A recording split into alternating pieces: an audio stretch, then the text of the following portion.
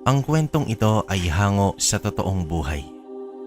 Nangyari ito sa taong 1967 sa lugar ng Maribeles, Bataan.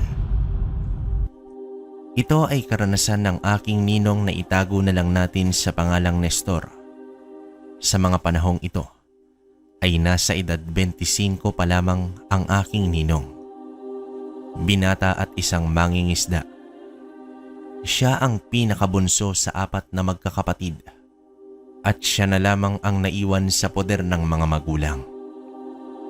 Gawa ng may kanya-kanya ng pamilya ang kanyang mga kapatid. Ang dahilan kung bakit hindi pa bumuo ng sariling pamilya si Nestor ay ang pagiging antingero. Meron siyang 2 tangan, ang mutya ng kalabaw at trabungko ng ahas. Malaking impluwensya sa kanya ang kanyang lolo na isang albularyo. Ngunit sa kasamaang palad ay nagapi ito ng isang aswang at nawala ng buhay. Ilang taon na rin niyang hinahanap ang aswang na pumaslang sa kanyang lolo. Kaya naman ganoon na lamang katindi ang kanyang pagnanasang makapatay ng aswang. Dahil sa taglay niyang mutya ng ahas ay napapasuko niya ang lahat ng mababangis na hayop, lalong-lalo na ang mga pinakamakamandag na ahas. At ang mas matindi pa ay nagagawa niyang utusan ang mga ito. Kilala din si Nestor sa kanilang lugar bilang malupit na antingero dahil hindi ito nagdadalawang isip na kumitil ng buhay. Isa siyang malaking tinik sa mga taong may hindi magandang hangarin sa kapwa. Anak, hindi ka ba natatakot sa mga binabangga mo? Baka balikan ka ng mga yon. Wika dito ni Oldario. Itay, kung walang kukontra sa kanila, papaano na lang ang mga inosenteng binibiktima nila? Baka pwede. Hayaan mo na lang yan sa mga otoridad, anak. Isa kang antingero. Ituon mo na lang ang iyong sarili sa mga aswang. Aswang man o tao, wala akong pinipili. Basta may ginagawang masama. Ang mga salot ay dapat tapusin. Inaalala lang kita, anak. Kahit may tangan ka, tao ka pa rin na may hangganan. Salamat, tay. Pero ito na ang tadhanang tinahak ko. 3 beses sa isang linggo kung mangisda itong si Nestor at ginagawa niya ito tuwing umaga hanggang tanghali. Mag-isa lamang sa pangingisda ang antingero. Ngunit palagi itong nakakahuli ng marami at tanging bangkang desagwan lang ang ginagamit. Hindi tuloy maiwasan na may maiinggit sa kanya. Si Mulong, isang negosyante. May mga bangkang demotor at tauhan sa pangingisda. Naging balakid sa kanya itong si Nestor dahil sa mas mura ang presyo ng mga isdang inilalako ng kanyang ina. Kung tutuusin, napakaliit lang naman ang negosyo nila kung ikukumpara kay Mulong. Pero sadyang may mga tao na umiiral ang pagkaganid. Isang araw, kinausap ni Mulong ang binata. Nestor, bakit naman napakababa ng presyo mo sa presyo ko? Di naman yata makatarungan yan. Mang Mulong naman, maliit lang naman yung 2 na timba na nilalako ni nanay, di ba? Dahil ang iba, ginagawa naming daing. Abay kahit na. Dapat ipareho mo sa akin ang presyo mo para pantayan laban. Malaki o maliit man ang negosyo, dapat parehas kayo kung lumaban. Hindi yung ganyan. Naku, Mang Mulong, ano bang laban namin sa banye-banyerang huli ninyo? May katigasan din pala ang ulo mo, bata. Mag-ingat ka. Baka pagsisihan mo ang ugali mong yan. Batid ni Nestor na hindi nagustuhan ni Mulong ang kanilang pag-uusap. Pero hindi naman natinag ang binata sa negosyante. Hanggang isang araw, umuwi ang kanyang ina na umiiyak at sira na ang mga timba na pinaglagyan ng mga isda. Ayon sa sumbong ng ina, Hinarang daw siya ng mga tauhan ni Mulong at pilit inagaw ang mga paninda at pinagtatapon. Dahil dito ay tila umusok ang ilong ni Nestor sa sobrang galit. Bigla itong umalis. Nadatnan ng antingero ang 2 tauhan na masayang nagmemeryenda sa isang tindahan. Walang pagatubiling hinawakan ni Nestor ang ulo ng isang lalaki at inihampas sa mesa. Kasunod nito ay sinipa niya ang isa pa na agarang gumulong sa lupa. Bugbog sarado ang 2 na hindi man lang nakaganti kay Nestor. Sa susunod na kakantiin niyo ang nanay ko, pagbubuhol-buhulin ko ang mga bituka ninyo. Hindi na nakapalag pa ang 2 lalaki. Ngunit nang malaman ito ni Mulong, ay umigting ang tenga nito sa galit. Kinahapunan sa mismong araw na iyon, ay sumugod si Mulong kasama ang iilang tauhan sa bahay ni Nestor. Galit na galit ito habang tinatawag ang pangalan ng binata. Nestor, talagang hinahamon mo ako, no? Lumabas ka nga dyan. Hindi ko kayo hinahamon, Mang Mulong. Mga tauhan nyo ang nauna. Ipinagtanggol ko lang ang nanay ko. Di ba binalaan na kita na kapag hindi mo pa binago ang presyo mo? Na ano, guguluhin mo ang buhay namin? Pues, makinig kayong lahat. Hindi ko kayo pipigilan na sugurin ako. Pero kung ano man ang mangyayari sa inyo, aba, pasensyahan na lang tayo. Ang yabang mong bata ka. Sugurin siya. Dahil sa mga sinabi ni Nestor, ay nag-utos ang negosyante na sugurin ang binata. Lumapit agad ang may pinakamalaking katawan na tauhan. Sa pagsapak nito kay Nestor, ay nabaling lang ang mukha nito pero hindi man lang nakapagpabago sa tayo ng binata. Nang gumanti ng sapak si Nestor sa sikmura ng lalaki, ay agad itong napaluhod at napasubsob ang mukha sa lupa. Namilipit pa sa tindi ng sakit at di naglaon ay nawalan ito ng malay. Sumunod naman ang 2 tauhan. Sinalo lamang ni Nestor ang mga suntok at ibinalibag ang mga ito. Halata na sa mukha ng negosyante ang takot, ngunit nag-utos pa rin ito na sugurin pa ang binata. Kahit nagdadalawang isip na ang mga tauhan na nasa 4 na bilang, ay sumugod pa rin ito at tigi-isang sapak lang ay tulog agad ang mga tauhan ni Mulong. Ano, Mang Mulong? Yun lang ba ang kaya mo? Gusto mong isunod kita? Anong klase kang nilalang? May sa demonyo kang bata ka. Mabilis nang umalis ang negosyante sa lugar. Marami ang nakakita sa ginawa ni Nestor at simula sa araw na iyon ay kumalat na sa kanilang baryo ang pambihirang kakayahan ng mangingisda. Inay, mas mabuting wag na muna kayong maglako. Asikasuhin mo na lang ang mga daing. Ako na ang bahala sa mga isda. Pati na rin ikaw, Tay. Wag ka na munang tumanggap ng trabaho. Tulungan mo na lang dito si nanay. Ang ama ni Nestor ay isang karpintero. Nangamba ang binata na baka balingan pa ni Mulong ang kanyang mga magulang. Kaya ang nangyari ay nagdoble kayod na lamang si Nestor. Matapos mangisda, ay siya na rin mismo ang naglalako ng mga ito. Hindi naman niya iyon alintana dahil halos hindi naman nakakaramdam ng pagod dahil sa mga tangan na mutya. Habang naglilibot sa paglalako itong si Nestor, ay hindi naman maiwasan na may mga taong sumasaludo sa kanya.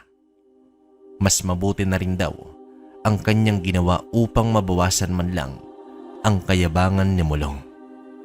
Sa ilang beses na paglalako ni Nestor ng isda, ay napadpad siya sa isang liblib na lugar.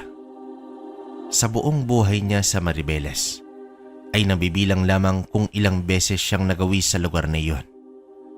Namangha ang binata dahil sa ganda at napakapayapang kapaligiran. Walang nakatira isang paraiso na may mayayabong na mga puno't halaman.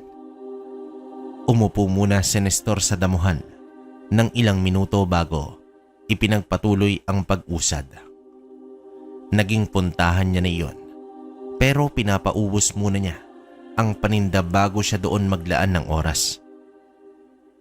Minsan isang beses, bandang hapon, payapang humiga si Nestor sa damuhan at napaidlip pa nga ito. Hanggang sa nabaling ang kanyang atensyon sa tunog na tila may naghuhukay sa lupa. Marahan naman siyang bumangon at nagkubli sa mga halaman at sinilip kung sino ang naghuhukay. Nasipat niya ang isang lalaki. May kalakihan ang katawan at kulot ang buhok. Hanggang sa may ibinaon ang lalaki sa lupa at mabilis din itong tinabunan. Hindi naman matukoy ni Nestor kung ano ang ibinaon nito sa lupa dahil may kalayuan din ang pagitan niya sa lalaki. Iniisip na lamang niya na patay na hayop ang ibinaon ng lalaki. Umalis din ito agad. Nakasaklay pa ang pala sa balikat at normal itong naglakad. Wala naman inisip na masama ang binata sa lalaking iyon. Lalo pat wala naman siyang nakitang kakaiba. Bago magtakip silim ay umusad na si Nestor papauwi sa kanila. Nadaanan niya naman ang bahay ni Aling Janet na may iilang katao ang nagkukumpulan. Nakiusyoso naman si Nestor dahil nakita niyang umiiyak ang isang ale. Napag-alaman niya na 2 araw na palang hindi umuuwi ang dalagitang anak nito. Isang hapon ay inutusan daw niya itong bumili ng ulam sa palengke, ngunit hindi na ito nakabalik. Sa mga sandaling iyon ay mag-isa lang ang ale sa bahay dahil patuloy pa rin sa paghahanap ang kanyang mag-ama. Sinamahan na lamang siya ng iilang kapitbahay. Paalis na sana itong si Nestor nang dumating naman ang mag-ama ni Aling Janet. Ayon naman sa kanyang asawang si Mang Ignacio ay may nakakita daw sa kanilang anak na may kasamang lalaki na medyo may kalakihan ang pangangatawan at kulot ang buhok pero hindi daw ito kilala ng nakakita. Inakala daw ng mga nakakita na baka magkamag-anak iyon. Base sa paglalarawan ay sumagi sa isipan ni Nestor ang lalaki nakita niya kanina na merong inililibing. Napapikit na lamang ang binata at tahimik itong nagdasal na sana mali ang kanyang naisip. Sa pag-uwi ni Nestor ay hindi talaga siya mapalagay sa kakaisip at talagang masama ang kanyang kutob sa pangyayari. Habang lumalalim na ang gabi ay nabagabag talaga siya ng gusto. Kaya naman ang ginawa niya ay kumuha siya ng palakol at nagtungo sa lugar kung saan may inilibing ang lalaki. Nais niyang makumpirma bago siya gagawa ng aksyon. Nagmasid muna sa paligid ang antingero bago lumapit sa lugar. Inilawan niya naman ng lampara at nag-umpisa ng hukayin ang lupa. Hanggang sa naaninag niya ang puting sako. Nang makuha niya na ito at tuluyan itong mabuksan ay tumambad sa kanya ang kalunos-lunos na anyo ng isang tao na tila pilit na nilapa ang kalamnan nito. Hanggang sa mga buto na lamang ang natira at punit-punit na damit. Nangangamoy na rin ito at base sa natirang damit ay kasuotan ito ng isang babae. Nanlumo naman ang binata sa kanyang nalaman. Hindi tao ang may gawa nito, kundi isang demonyo. Muling ibinalik ni Nestor ang mga labi at dinasalan bago ito tuluyang umalis. Kinabukasan ay pinuntahan niya ang bahay ni Aling Janet. Nagtanong siya kung nakauwi na ba ang anak nito. Gaya ng kanyang inaasahan ay hindi pa rin mahagilap ang dalagita. Tinanong rin niya si Mang Ignacio kung sino ang huling nakakita sa kanilang anak. Si Mario ang binatang anak ni Aling Mila. Sandali lang. Bakit mo nga pala naitanong yan, Nestor? Aalamin ko po, Mang Ignacio, kung nasa na ang anak ninyo. Maraming salamat, Nestor. Nag-iimbestiga na rin ang mga kapulisan ukol dito. Agad niya namang pinuntahan ang bahay ni Aling Mina at eksaktong naabutan niya doon itong si Mario. Ayon sa binata, nakasalubong pa nga niya daw ang dalawa pero napansin niya na parang tulala ang anak ni Aling Janet habang kasama ang lalaki. Gala si Mario sa buong baryo, kaya naman kilala niya ang lahat ng nakatira doon. Subalit unang beses pa lang niya na nakita ang lalaking yon. Sa palagay ni Nestor ay iisa lamang ang lalaking kasama ng dalaga at ang lalaking nakita niya. Ang problema, hindi alam ni Nestor kung saan matatagpuan ang lalaking yon. Habang marahan siyang naglalakad ay inisip niya ang bawat bahagi ng kanilang baryo na may kabahayan. Karamihan sa mga ito ay kilala niya sa pangalan at muka. Hinala ni Nestor ay baka taga-ibang lugar ang lalaki. Subalit bigla niyang naisip, bakit pa dadayo sa kanilang lugar ang lalaki para maglibing ito ng tao? Malaki ang hinala ng antingero na malapit sa lugar na pinaglibingan ang lalaki. Kaya naman agad siyang bumalik sa lugar. Subalit nakasalubong niya si Mulong na may 6 na tauhan at humarang pa ang mga ito sa kanyang dadaanan. Naku naman, Mang Mulong, pwede bang wag ngayon? May malaga akong gagawin. Wala akong pakialam kung gaano pa kaimportante ang gagawin mo. Tignan natin ngayon kung makakaligtas ka pa sa amin. Naglabas ng baril ang negosyante at bumunot naman ng itak ang kanyang mga tauhan. Sabay-sabay pa itong sumugod sa binata, ngunit sinalaglang nito ang mga itak at hindi man lang siya nasugatan. Nabatras na lamang ang 6 na kalalakihan at sa mga sandaling iyon ay si Nestor naman ang sumugod. Inagaw niya ang isang itak at mabilis niyang tinaga ang mga tauhan ng negosyante. Isa-isa niyang pinutulan ng mga kamay ang mga ito. Nagsitakbuhan naman ang mga naputulan upang masalba pa ang kanilang sarili at naiwang mag-isa itong si Mulong. Itinutok nito ang baril sa binata, ngunit ilang beses niya nang kinalabit ang gatilyo ay hindi pa rin pumuputok ang baril. Napangisi na lamang si Nestor at agad itinulak itong si Mulong. Itinali niya ang negosyante gamit ang mga baging. Akala mo ba hindi ako makakawala dito, demonyo ka? Siguro makakatakas ka sa mga baging, pero sa kanila, hindi. Nagsilabasa naman ang 8 banakon at humarap kay Mulong. Nanlaki ang mga mata ng negosyante, ang nanginginig na sa takot. Pinunit ni Nestor ang bahagi ng damit ni Mulong at ibinusal ito sa bibig niya. O sige, Mang Mulong, ang mga kaibigan ko muna ang bahala sa inyo. Pero babalaan kita, isang maling galaw mo lang, katapat nun ay isang tuklaw. Ilang tuklaw naman kaya ang makakayanan mo, Mang Mulong?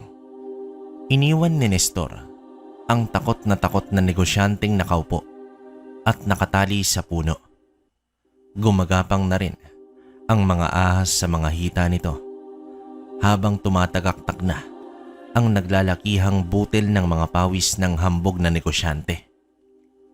Samantala, ipinagpatuloy na ni Nestor ang paghahanap sa lalaki hanggang sa nakasalubong niya itong si Mang Andres. Hinahanap naman ito ang binatilyong anak.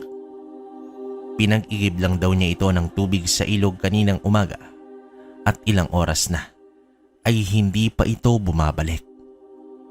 Hindi na lamang sinabi ni Nestor ang kanyang hinala. Baka magdulot pa ito ng matinding pangamba sa matanda. Nasa isip kasi ng antingero ang posibilidad na baka biniktima na ng lalaki ang anak nito. Gayunpaman, tumuli na si Nestor sa liblib na lugar at maiging naghanap ng senyales sa pag-iral ng nilalang. Hanggang sa nasipat niya ang isang maliit na kubo. Nakatayo ito sa gitna ng talahiban. Hindi talaga ito mapapansin dahil nakakubli ito sa mahabang damo. May normal ba na tao ang magtatayo ng bahay at ikukubli sa iba? Gumapang sa damuhan ang binata at nagmasid ng gusto kung may nakatira ba sa kubo. Makalipas ang ilang minuto ay may dumapong uwak sa bubong ng kubo. Bumaba ito at pumasok sa nakausling bintana. Maya-maya pa ay may narinig siyang sigaw sa loob mismo ng kubo. Pakiwari niya ay boses ito ng isang binatilyo. Agad tumakbo si Nestor at agad binangga ang bahay upang makuha nito ang atensyon ng kung sino man ang nasa loob. Dumungaw naman agad ang lalaki sa bintana habang sumisigaw naman ang bihag sa loob. Sino ka? Bakit mo ako ginugulo? Malamang, ikaw ang uwak na dumapo kanina. Ilabas mo at ibigay mo sa akin ang bata. Pakialamero, humanda ka dahil ikaw ang isusunod ko sa kanya. Tumalon mula sa bintana ang aswang na may dalang itak. Napangisi naman ang antingero dahil alam niya na hindi pa kayang magpalit ng anyo bilang ganap na aswang ang lalaki. Nanggigil naman ang aswang at agad sumugod sa antingero. Ngunit hinampas ni Nestor ng kadena ang aswang at natamaan ito sa ulo. Sumirit ang napakaraming dugo at nawala ito sa balanse. Sinundan niya ito ng malutong na suntok sa panga na naging dahilan upang mawalan ito ng ulirat. Matapos nito ay itinali niya muna sa haligay ng kubo ang nilalang at mabilis na pinakawalan ang binatilyong bihag. Pinauna niya sa paglakad ang binatilyo habang hila-hila naman ni Nestor ang aswang na nakatali ang kamay.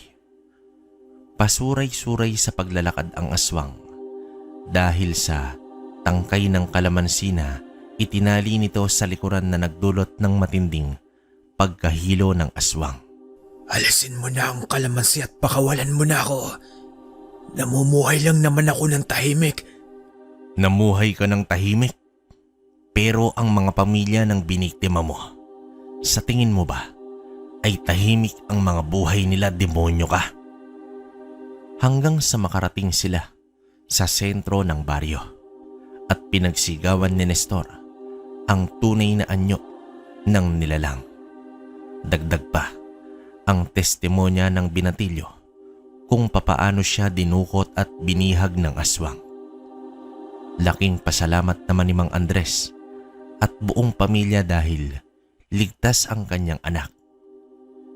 Itinali sa isang puno ang lalaki at sa harap mismo ng mga taga-baryo ay pinarusahan ni Nestor ang aswang sa pamamagitan ng pagsaboy nito ng asin. Umusok at umangil na sa tindi ng pagkapaso ng aswang. Pinagmumura naman ng mga tao ang nilalang hanggang sa lumapit dito si Mang Ignacio at tinanong kung nasan ang kanyang anak. Tanging pagngisi lamang ang itinugon ng aswang na ikinagalit naman ito ng matanda at pinagpapalo naman niya ito ng patpat. Tama na, Mang Ignacio. Alam ko kung nasan ang anak mo. Subalit humihingi ako ng patawad. Hindi ko nailigtas ang inyong anak. Huli na kasi nang lalaman ko ang pag-iral sa nilalang na ito. Napaluhan na lamang ang matanda, pati ang pamilya nito. Ginilitan na nito ni Nestor ng leeg ang aswang at hinayaan ang mga tao na sunugin ito. Habang nagliliyab pa ang katawan ng aswang, ay sinamahan na ni Nestor ang pamilya ni Mang Ignacio sa kinaroroonan ng dalagita. Walang kapantay na pagdadalamhati ang naramdaman ng buong pamilya nang makilala ni Aling Janet ang punit-punit na damit matapos hukayin nila ang mga labi. Sa tulong na rin ng mga kapitbahay ay dinala nila ang mga labi sa may sementeryo. Hindi pa man natapos sa paghuhukay ay nagpaalam na si Nestor dahil may aasikasuhin pa siya. Binalikan niya si Mulong. Nag-aagaw na ang dilim at liwanag sa mga oras na ito. Naabutan niya ang negosyante na nanghihina na at hindi pa rin ito makagalaw dahil sa mga ahas na nakabantay sa kanya. "Kamusta na, Mang Mulong? Ayos ka pa ba? Pasensya na kung natagalan ako. Naiinip ka na ba? May isang salot pa kasi akong inihatid kay Satanas." "Alam mo ba, Mang Mulong, na isa ka ring salot sa lugar na ito. Pero bibigyan kita ng pagkakataon. Baka sabihin mo wala naman akong awa." Nanginginig na si Mulong at nang inalis ang busal nito, ay abot langit ang paghingi nito ng tawad at labis na nagmamakaawa ito sa binata. Tinanggalan niya ng tali ngunit biglang tinuklaw ng ahas ang paa ni Mulong. Pinatakbo naman ni Nestor ang negosyante at sinabihang maghanap ng makakagamot dito habang tumatawa. Hindi pa man nakalayo itong si Mulong ay bigla naman itong natumba. Nang lapitan ito ni Nestor ay labis na ang panghihina ng negosyante. Nais man itong magsalita, ngunit umabot na sa muka ang kamandag ng ahas hanggang sa nalagutan na ng hininga ang mayabang na si Mulong. Umiiling si Nestor at iniwan na lamang ang labi ng negosyante. Kinabukasan ay hindi muna pumalaot si Nestor dahil inayos pa niya ang kanyang lambat. Nilapitan naman siya ng kanyang ama at kinausap. "Isang aswang na naman ang nahuli mo, anak. Hinahanap mo pa rin ba ang aswang na pumaslang sa iyong lolo?" "Matatahimik lang ako, Tay, kapag nahanap at naparusahan ko na ang aswang na pumaslang kay lolo. Isa siyang bangungot sa akin na dumadalaw gabi-gabi. Hinding-hindi ko makakalimutan ang pagmumukha ng aswang na iyon." "Ilang taon na rin ang lumipas, anak. Malamang wala na sa lugar na ito si Armando." Hindi pa rin ako nawawala ng pag-asa, Tay, na muling magtatagpo ang landas namin ni Armando. Maiba nga pala ako, Tay. Maaari na kayong bumalik sa pagkakarpintero at sa paglalako naman si Nanay. "Bakit, anak? Ligtas na ba kami sa mga tauhan ni Mulong?" Oo, Itay. At kahit mismo kay Mulong, ay ligtas na kayo. "Bakit? Ano bang ginawa mo, anak? Huwag mong sabihin." Wala nang mga salot, Tay. Magkasama na sila ng aswang na humarap kay Satanas. Ang lolo ni Nestor na si Siding ay isang albularyo. May malaki itong bahagi kung bakit nagka-interes si Nestor sa mga uri ng anting-anting. Sa katunayan, ang mutya ng ahas ay ipinamana sa kanya ng kanyang lolo. Sa panahong nakaratay na sa higaan itong si Siding, ay muli itong dinalaw ni Armando, ang mortal niyang kalaban na isang aswang. Walang ibang angad si Armando, kundi makuha ang mutya ng ahas mula sa matanda na matagal na nitong inaasam-asam. Sa bahay ni Siding ay tanging ang disipulo lang ang kanyang kasama. At isang gabi ay muling nagparamdam ang aswang na si Armando. Kakababa pa lang ng araw ay sumugod na si Armando. Sa mga sandaling iyon ay wala na kay Siding ang mutya at ang tanging alam pa lamang ng kanyang disipulo ay ang simpleng tigalpo na pantaboy ng mga masasamang uri ng elemento. Hindi natinag si Armando sa ginawa ng disipulo. Pinagtatawanan lang niya ito. Samantalang itong si Siding ay pilit na nakikipaglaban sa espiritual na paraan niya. Kinalaban si Armando. Subalit sa sobrang hina na ng pangangatawan ng matanda at wala pa sa kanya ang mutya, ay mabilis siyang napangibabawan ni Armando. Nang bumitiw ang matanda ng pag-atake sa diwa ni Armando, gawa nga ng hindi na nito nakakayanan pa, ay lumabas na ng bahay ang disipulo at hinarap ang aswang. Alam ng disipulo na maaari niyang ikamatay ang paglabas niya ng bahay, pero ito lang ang naisip niyang paraan upang iligtas ang albularyo. May isang usal na itinuro sa kanya ang albularyo, ngunit hindi pa niya ito nagagawa ng tama. Pero sinubukan pa rin niya dahil halos hindi na humihinga ang albularyo. Hindi rin niya ito magagamot kung may aswang na nanggugulo sa labas. Gagamitin na sana ng disipulo ang usal na iyon, ngunit naunahan na siya ng bilis ni Armando. Tumarak sa disipulo ang napakatalas na kuko ng aswang.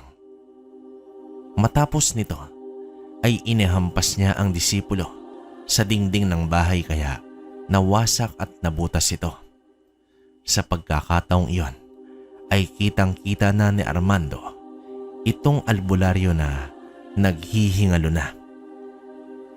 Noong mga panahong iyon na malakas pa si Siding, ay kahit ang pag-apak ni Armando sa bakuran ng bahay ay hindi nito nagagawa. Pero iba na ang sitwasyon sa sandaling iyon. Sobrang hina na ni Siding at wala na itong lakas pa na protektahan ang bahay upang hindi makapasok ang aswang. Sinadya din ni Armando na wasakin ang dingding upang mas may pagkakataon na siyang malapitan ang albularyo. Kahit papaano ay may natitirang espiritual na harang pa sa bahay, ngunit natitiis na ito ni Armando dahil sa sobrang hina na. Sabi ko naman sa'yo, tanda, lilipas din ang lakas mo. Kaya ibigay mo na sa akin ang mutya upang hayaan na lang kitang mamatay na hindi kita ginagalaw. Kahit kailan, hindi na mapapasayo ang mutya dahil wala na ito sa akin. Nasaan ang mutya, tanda? Nasaan? Ngumiti naman ang albularyo at ikinagalit naman ito ng aswang. Sa galit nito ay pinagkakalmot niya ang matanda at nagtalsikan ang mga dugo at pati mga laman loob nito. Umangil din ng malakas ang aswang dahil hindi niya natagpuan ang mutya. Sinira niya na rin ang bahay hanggang sa tumambad sa kanya ang batang si Nestor na may dalang ulam para sa kanyang lolo. Nakatayo ang bata na parang tumirik na kandila dahil sa takot ng masilayan ang aswang na si Armando. Dahan-dahang nagpalit ng anyo ang aswang at naging tao. Lumapit ito sa bata, ngunit bigla itong natigilan nang maramdaman ito ang presensya ng mutya na nasa bata. Bata, ibigay mo sa akin ang mutya. Pangako hindi kita papatayin. Makakauwi ka sa inyo, kaya ibigay mo na ang bagay na iyan. Nanginginig na si Nestor at hindi alam ang gagawin. Ito ang unang beses na nakakita siya ng aswang. Dahil ayaw magsalita at hindi ibinigay ang mutya, ay muling nag-anyong aswang si Armando. Akmang sasakmali na siya ni Armando ay biglang natigilan ang aswang. Itinarak ng disipulo ang isang matulis na tangkay ng makabuhay sa likod ng aswang. Pansamantalang hindi nakagalaw itong si Armando habang papalayo na ang batang si Nestor.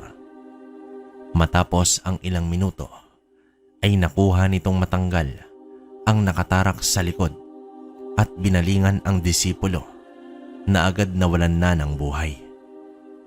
Samantala, umiiyak na tumatakbo pabalik sa kanilang bahay si Nestor at doon niya inilahad sa mga magulang ang kanyang nakita. Simula sa gabing yon ay isinumpa na ni Nestor na magiging magaling siyang antingero upang handa na siya sa muling paghaharap nila ni Armando. Samantala, ilang linggo na ang lumipas ay naging mapayapa na ang buhay ng pamilya ni Nestor. Balik na sa dating mga gawaing pang-araw-araw. Subalit isang gabi, nagulantang sila dahil nagliyab na ang dingding sa kwarto ng kanyang mga magulang. Habang inaapulan nila ito, ay maiging sinipat ni Nestor ang paligid. Napansin niya na nagsilabasa na ang iilang kapitbahay at ayon sa isa sa mga ito ay may nakita daw siyang tao na mabilis tumakbo bago habang nagliyab na ang isang bahagi ng bahay nila Nestor. Isa itong lalaki na putol ang kamay. Hindi na raw ito namukaan dahil nakatalikod na ang nasabing lalaki. Malakas ang hinala ni Nestor na isa iyon sa mga tauhan ni Mulong na pinutulan niya ng kamay.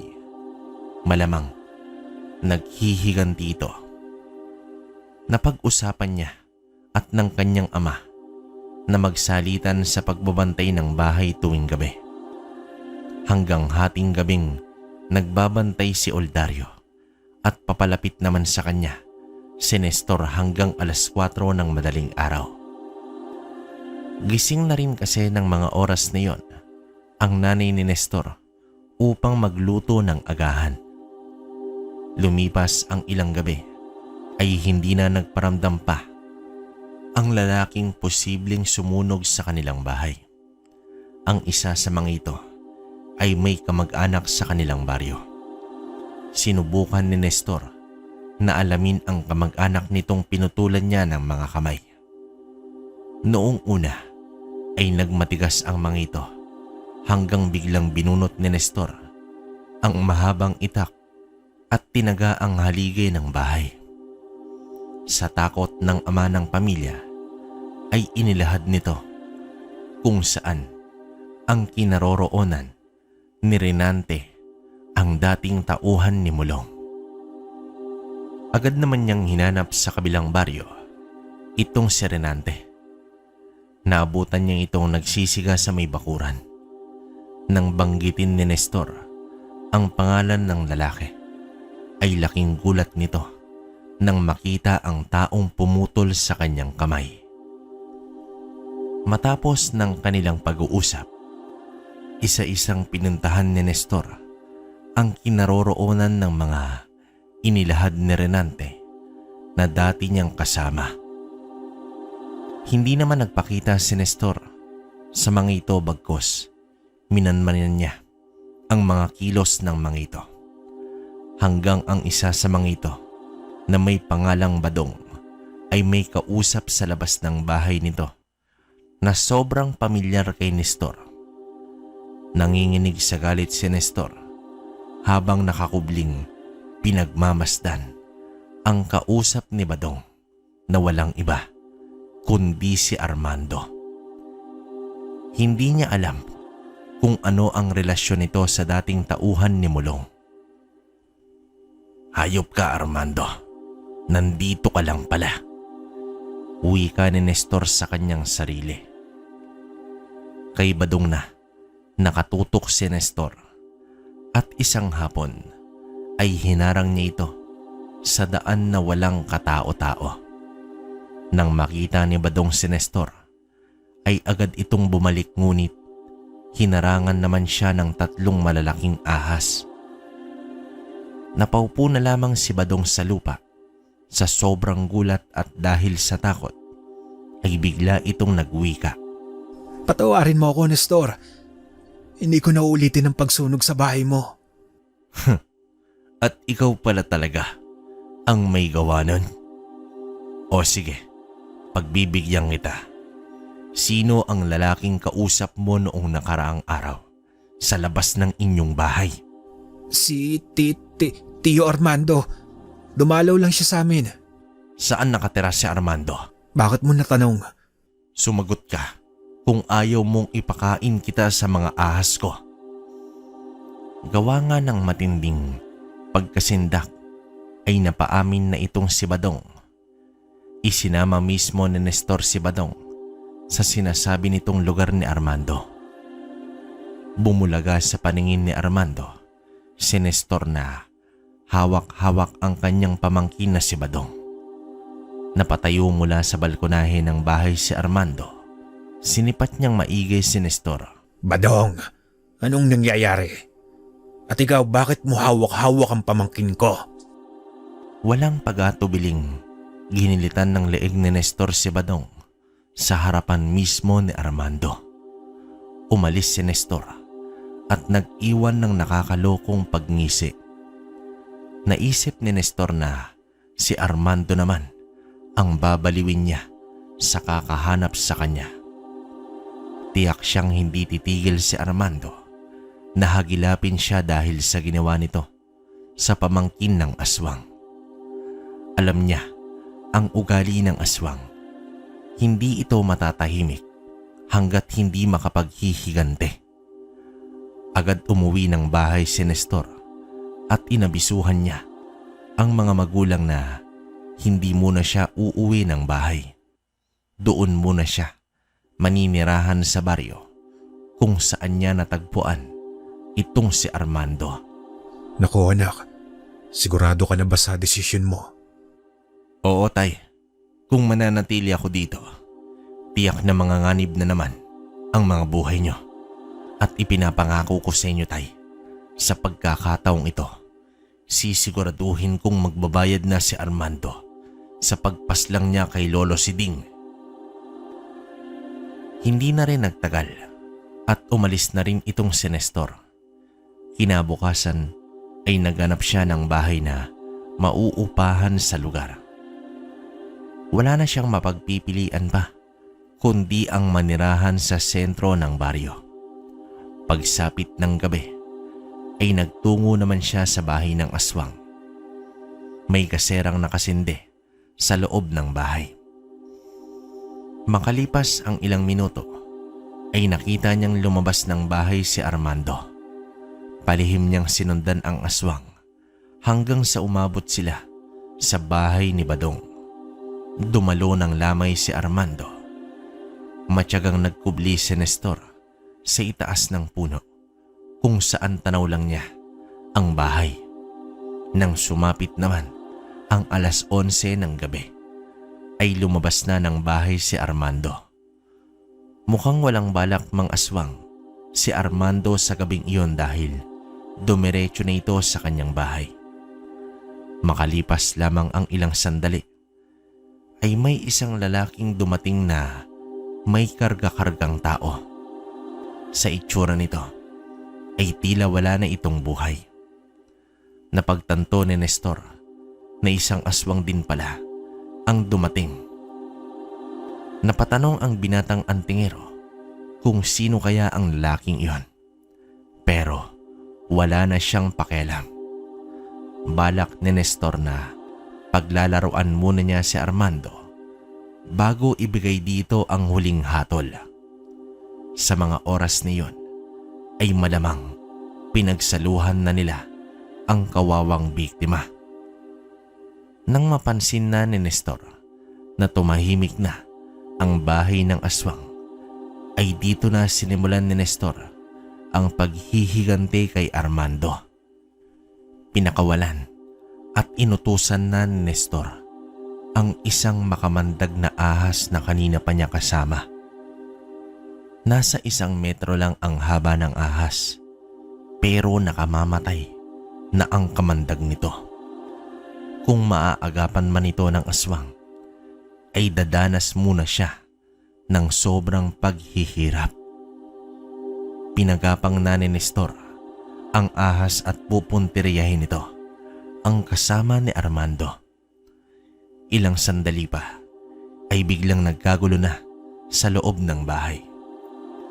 Nasipat naman ni Nestor na gumapang na papalayo ng bahay ang ahas.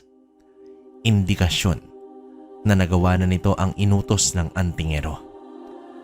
Binanggit ng lalaki ang salitang itay. Ibig sabihin, anak pala yun ni Armando.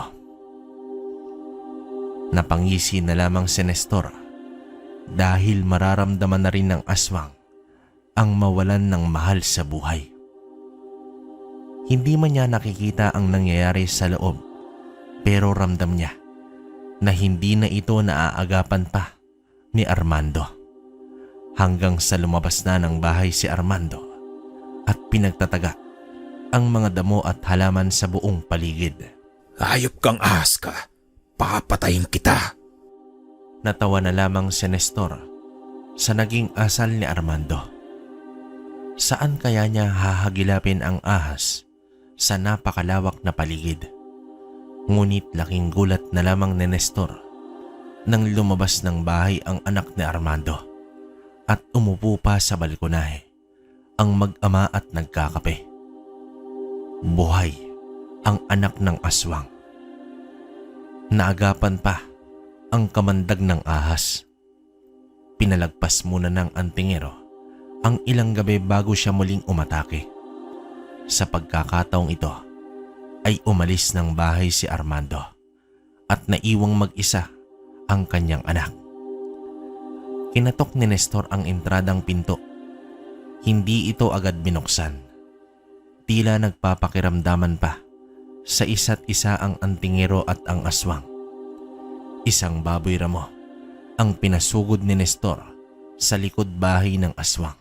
Matapos ang malakas na kalabog ay sinipa agad ni Nestor ang pinto at napigilan ang lalaki na papunta na sana sa may kusina.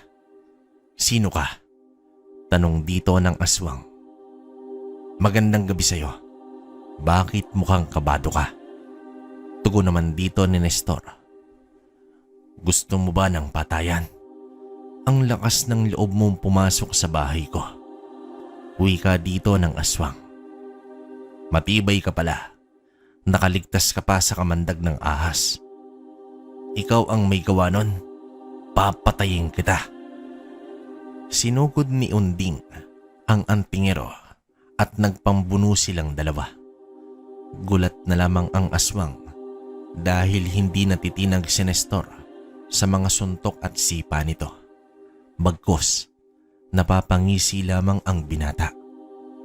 Akmang magpapalit na ng anyo ang aswang, ay sinugod agad ito ng binata.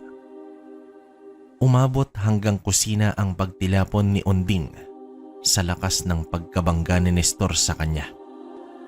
Dinaganan agad ni Nestor ang nakabulagtang aswang at tuon ay inundayan niya ito ng malalakas na suntok sa mukha.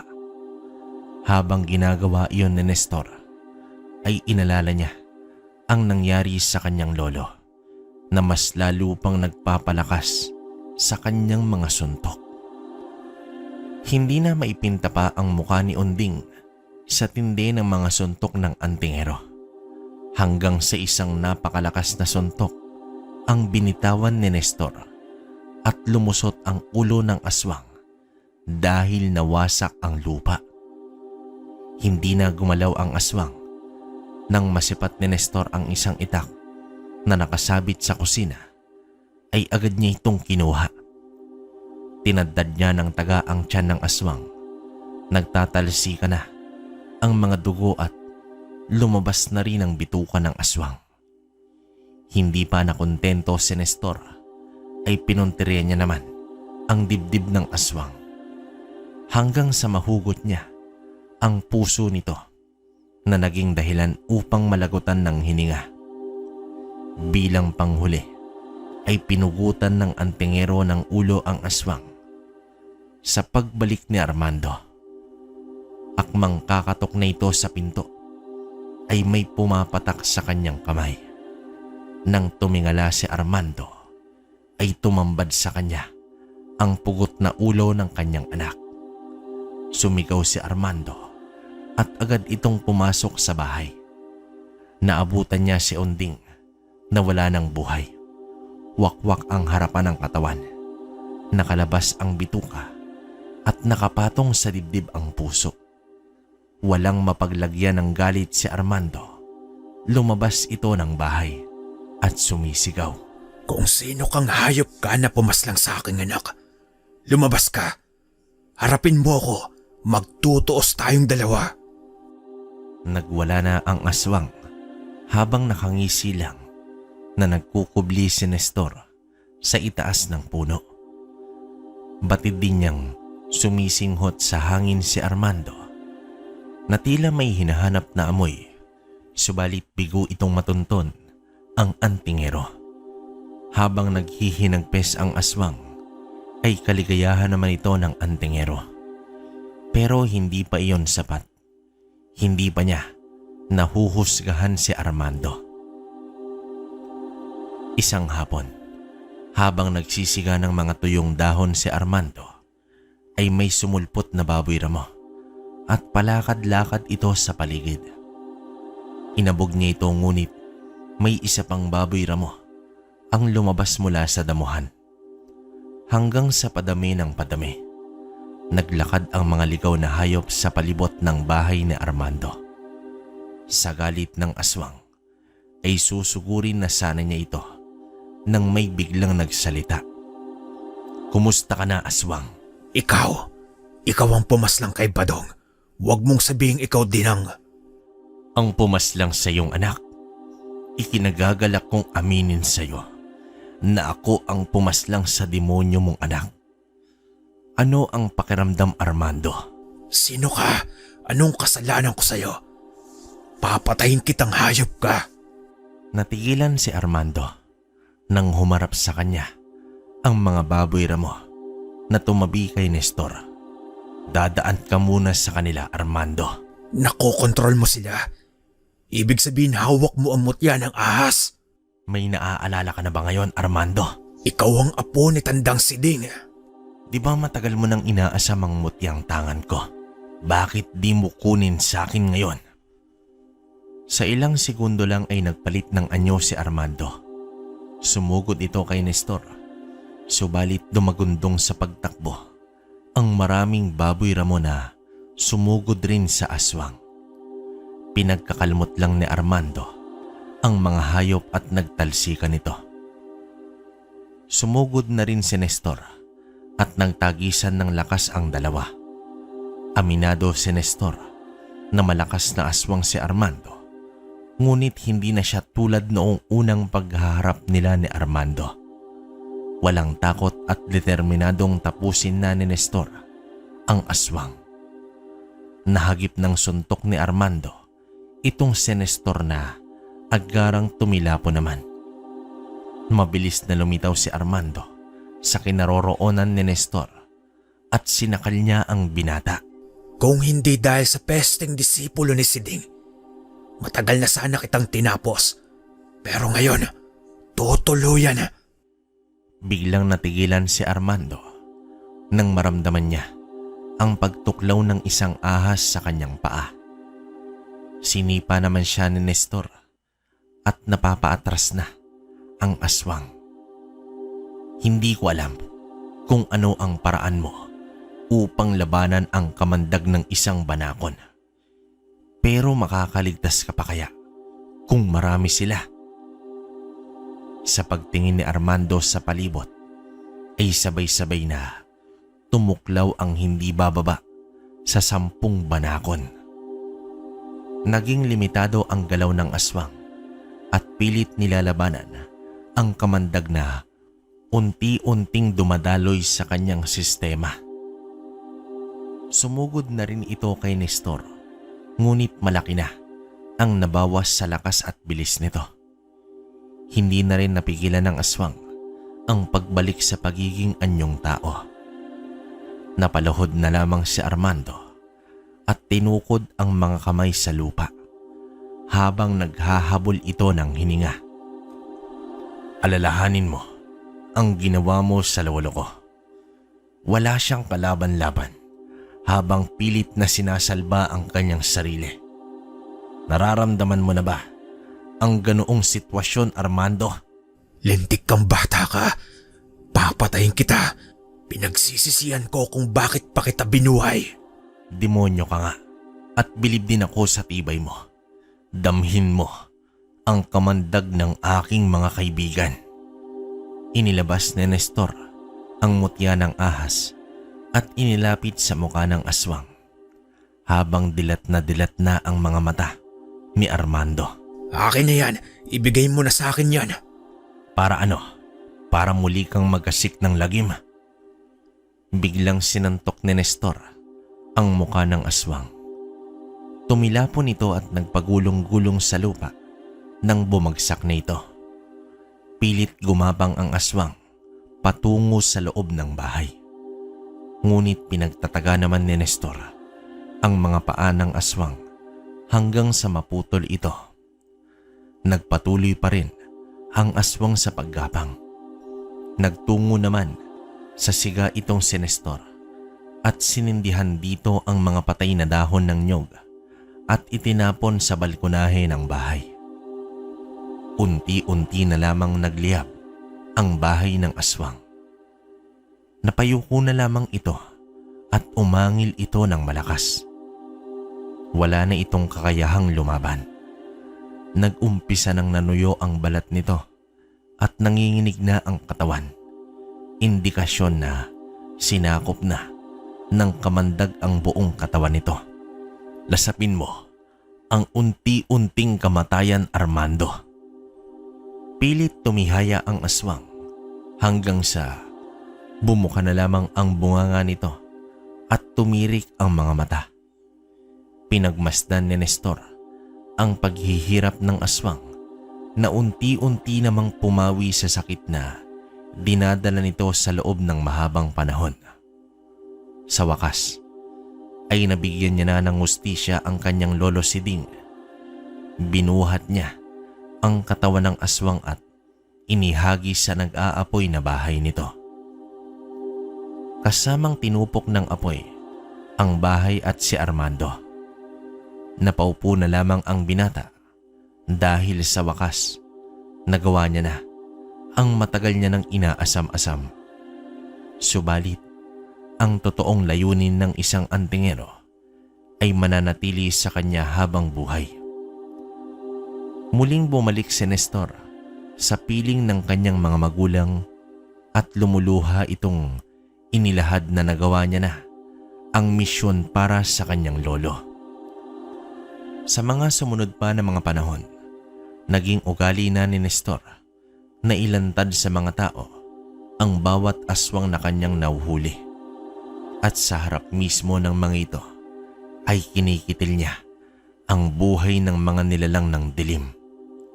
Kilala at naging kaibigan ng mga taga-Maribeles si Nestor. Ngunit sa likod nito ay kinatatakutan din siya ng mga taong may balak na masamang hangarin sa kapwa. Alam nyo, kabaryo, nasa edad 82 na ang aking lolo Nestor. At hindi rin makakailang malusog pa rin siya hanggang ngayon.